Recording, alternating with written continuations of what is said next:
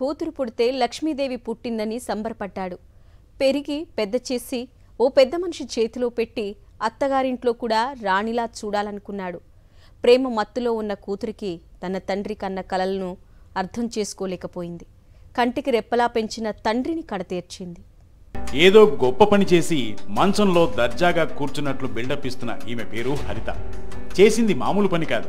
సభ్య సమాజం ఇలాంటి కూతురును చూసి ఈసడించుకునేలా ఏకంగా తండ్రిని చంపి ఏమీ ఎరగనట్లు తాపీగా ఉంది. అన్నమయ్య జిల్లా మదనపల్లిలోని పోస్టల్ అండ్ టెలికాం కాలనీలో జీఆర్టీ స్కూల్ టీచర్ అయిన దొరస్వామి నివసిస్తున్నారు. ఆయన భార్య లత ఏడాదిన్నర క్రిందట అనారోగ్యంతో కాలం చేశారు. వీరికి హరిత ఒక్కగానొక్క కూతురు. బీఎస్సీ బీఈడీ వరకు చదివించాడు. త్వరలో రిటైర్మెంట్ అవుతుండడంతో కూతురు హరితకు దొరస్వామి ఓ మంచి సంబంధం కూడా చూశాడు.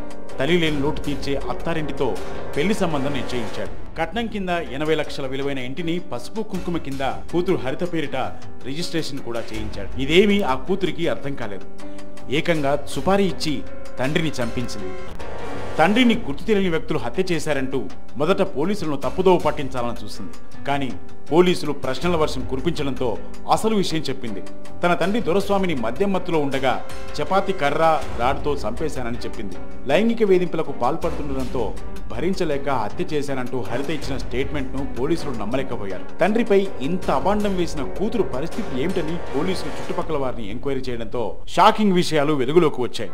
హరితకు 2 లవర్స్ ఉన్నారని, పై అంతస్తులో రహస్యంగా ఆమె సహజీవనం చేసేదని స్థానికులు గమనించారు. కూతురు నీచపు పనులను తండ్రి దొరస్వామి దృష్టికి తీసుకొచ్చారు. ఇంటి పరువు పూర్తిగా పోకముందే కూతురికి పెళ్లి ఫిక్స్ చేశాడు ఆ తండ్రి.